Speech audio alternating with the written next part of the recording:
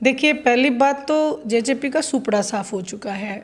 Graph नहीं गिर रहा, उनका सुपड़ा साफ है। इस बार राजस्थान में एक डेमो वो लेके आए हैं। चौटाला जींद जिले में सक्रिय हैं। अभी पिछले दिनों उचाना में बड़ी जनसभा हुई थी। जुलाना में आपने दफ्तर खोल दिया है। जुलाना हल्के गांव के दौरा करिए। कहाँ से चुनाव लड़ोगे? इनेलो का एक एमएलए, क्या 90 उम्मीदवार तलाश पाओगे लोग विधानसभा चुनाव के लिए? क्योंकि ईडी का भी चेहरा जो है, इन्होंने ईडी को भी बदनाम कर दिया और ईडी को एक बहुत सम्मान के रूप में जब लोग देखा करते थे, वो सम्मान भी ईडी ने अपना खो दिया। इसलिए इन बातों का कोई भी औचित्य नहीं है। आज जनता समझ चुकी है और जो भी भारतीय जनता पार्टी की मशीन में जाता है वो साफ हो जाता है, चाहे उस पर ईडी लगी हो। जैसे कुलदीप बिश्नोई की मैं बात करूं तो उचाना से अभी चौटाला जी कह रहे हैं उचाना से हमारा सीएम कैंडिडेट होगा अगले विधानसभा चुनाव में। कौन होगा वो? चौटाला परिवार से? या कभी चंडीगढ़ मेयर के चुनाव हुए थे और पूरी दुनिया ने देखा कि किस तरह से वहाँ जो रिटर्निंग ऑफिसर थे अनिल मसीह, उन्होंने धोखाधड़ी की थी।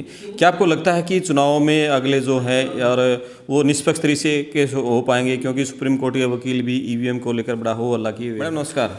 राम राम। आप जुलाना में जींद में लगातार सक्रिय हैं।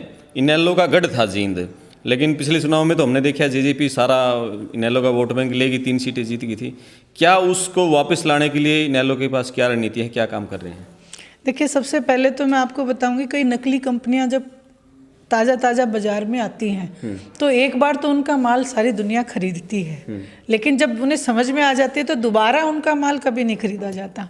उसी तरीके से जेजेपी एक ब्रांड इंडियन नेशनल लोकदल का नाम इस्तेमाल करके एक नकली लोगो लगा के चाबी और ताले का जनता के बीच में आई थी। जनता ने उन्हें आजमाया, लेकिन वो उनकी आजमाइश में खरे नहीं उतरे। वो झूठ की राजनीति की उन्होंने, इसलिए अब जनता समझ चुकी है।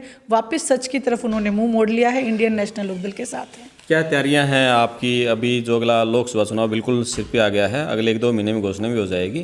क्या तैयारियां, क्या 10 के 10 सीटों पर अकेले लड़ने में समर्थ है पार्टी? बिल्कुल, इंडियन नेशनल लोकदल का कार्यकर्ता ही उसकी ताकत है।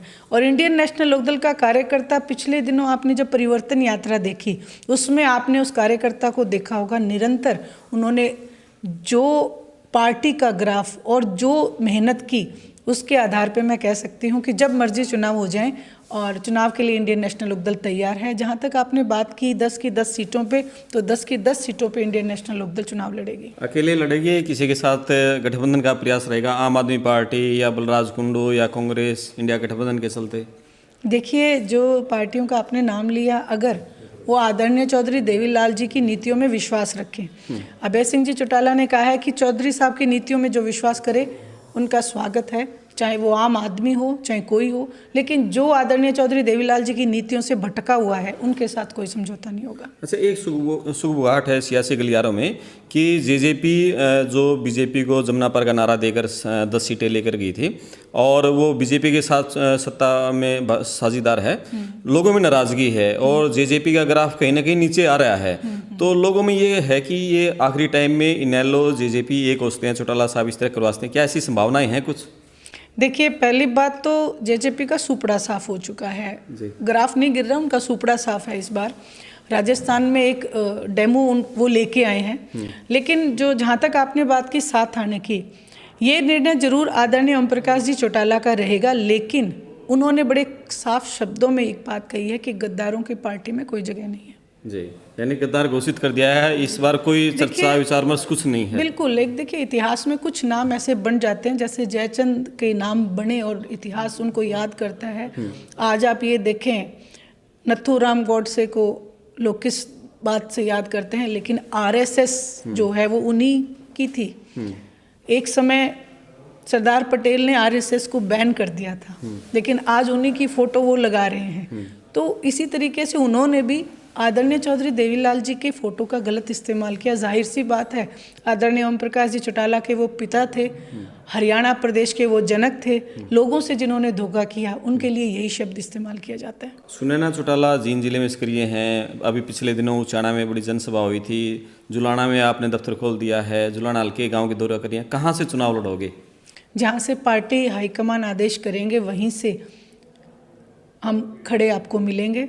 और रही बात जुलाना की, जुलाना का पार्टी ने मुझे प्रभारी बनाया हुआ है, इसलिए मेरा दायित्व कुछ ज़्यादा बढ़ जाता है। अभी मैं जींद की भी प्रभारी हूँ, तो अभी आज मैं जींद की भी मीटिंग लूँगी, सफ़ीदों की मीटिंग लूँगी, कल नरवाना और उचाना की मीटिंग है। जुलाना हल्के के गाँव में तो ये चर्चा लोगों के बीच में मैडम जुलाना से चुनाव लड़ रही हैं।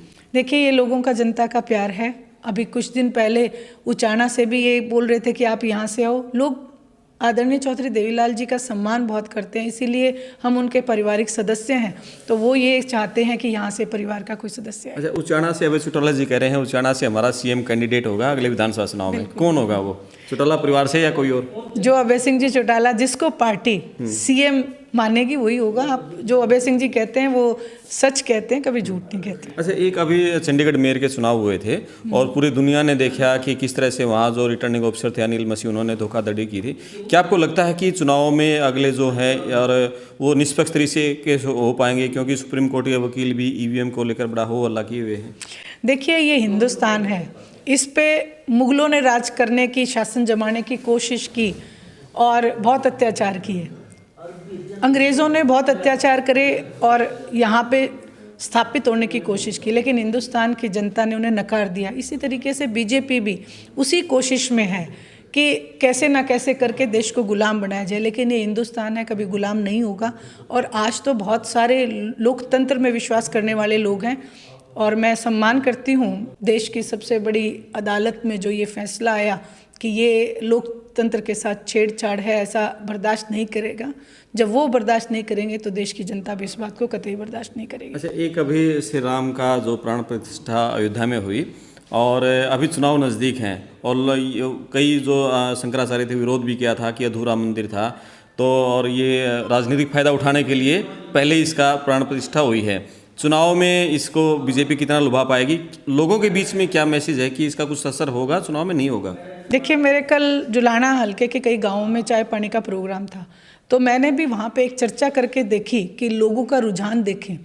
वहाँ पे एक एक जो हमारे बुज़ुर्ग से बुज़ुर्ग, जिनको हम कहते हैं भी पढ़े लिखे भी नहीं, उन्होंने भी ये बात कही कि कौन सा भाई मार बालका ने रोज़गार मिल गया। अयोध्या में तो हम जा भी नहीं सकते, हमारे तो मजदूरी करने आदमी तो दिहाड़ी भी नहीं इतनी होती भी हम वहाँ चल जाएं। ये तो सारा नरेंद्र मोदी जी ने एक खेल रचा है, जो आई बार ये मदारी की तरह खेल रचते हैं। इस बार तो बोले इसके झांसे में हम कतई नहीं आएंगे।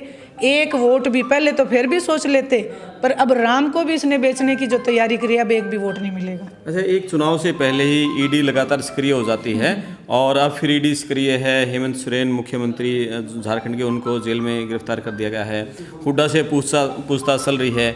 इसका ईडी का असर हरियाणा की राजनीति पर क्या देखते हैं?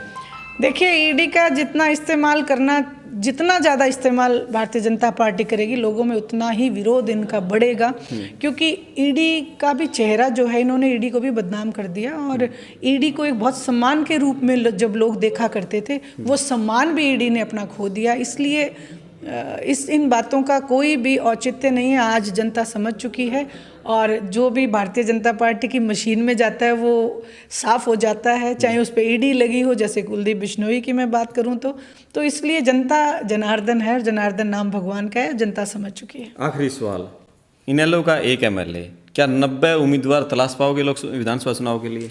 आपसे मैं सवाल करती हूँ, इनेलो का एक एमएलए विधानसभा सत्र में कौन बोलता है?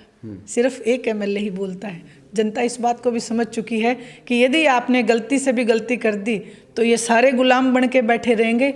एक शेर बोलता है, एक से अनेक शेर बनाना जनता का काम है, जनता बखूबी जानती है। बहुत धन्यवाद। और ये थी मेरे साथ मैडम सुनैना चौटाला जी, और जींद जिले की प्रभारी हैं, अभी जींद में थी, और इनका ये कहना है कि अगले विधानसभा चुनाव, लोकसभा चुनाव के लिए पार्टी पूरी तरह से तैयार है और दमखम के साथ चुनाव लड़ेगी।